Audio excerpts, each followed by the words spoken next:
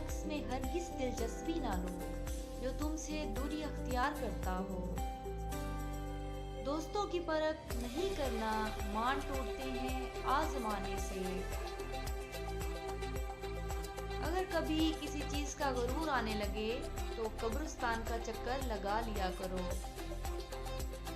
वहाँ आपसे भी बेहतर इंसान मिट्टी के नीचे दफन है। वक्त के साथ बदलने का हुनर तो हर कोई रखता है। मजा तो तब आए कि वक्त बदल जाए और इंसान ना बदले। अपने आप को बदल दो, देखना तुम्हारी किस्मत खुद बदल जाएगी। हक के रास्ते पर चलने में सबसे बड़ी सख्ती ये है कि इंसान तन्हा रह जाता है। मुनाफिक लोगों की एक किस्म वो भी है कि जो खुद को हसास जाहिर करके आपसे हमदर्दी समेटते हैं